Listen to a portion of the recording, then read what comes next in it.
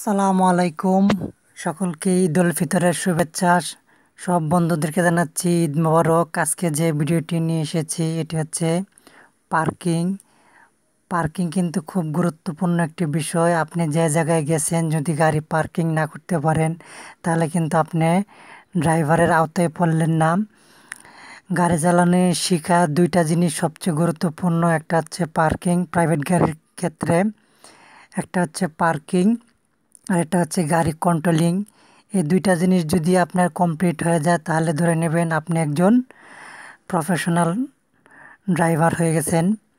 গাড়ি পার্কিং কিন্তু খুব একটি গুরুত্বপূর্ণ জিনিস। আপনার পার্কিং করতে গেলে অনেকগুলো জিনিস ফলো করা লাগে। আপনার একটি গাড়ি পার্কিং করতে গেলে অনেকগুলো জিনিস ফলো করা লাগে। আগে আপনি যে স্পেসে পার্কিংটা করবেন সেই স্পেসটা ভালো করে দেখে নেবেন, আপনার গাড়িটি ওই স্পেসে ঢুকবে কি ঢুকবে না সেটা। তারপরে ডান বামের লুকিং গ্লাস খুব ভালো করে ফলো করা লাগে, পিছনে ফলো করা লাগে।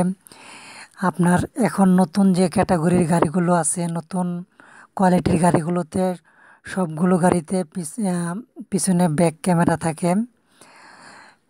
আপনার অবশ্যই এই ডান বামের লুকিং গ্লাসগুলো খুব ভালো করে ফলো করতে হবে। আর ভিতরে আপনার এখনকার বর্তমান মডেল যে গাড়িগুলো, এগুলো প্রত্যেকটা গাড়ির পিছনে ব্যাক ক্যামেরা আছে। পিছনে ব্যাক ক্যামেরা আছে, আপনার গাড়ির ভিতরে স্ক্রিনে দেখলেই দেখা যাবে যে পিছনে দেখা যায়। এই দেখুন, এই গাড়িটির ব্যাক ক্যামেরা হচ্ছে এই যে এখানে, এটি হচ্ছে যে ব্যাক ক্যামেরা স্ক্রিন। এখানে দেখা যাচ্ছে আমার পিছনে কতটুক জায়গা আছে। যদি ব্যাক ক্যামেরা না থাকে তাহলে যে ওই ভিতরের ওই গ্লাসটি দিয়ে দেখতে হয় পিছনে আমার কতটুক জায়গা আছে।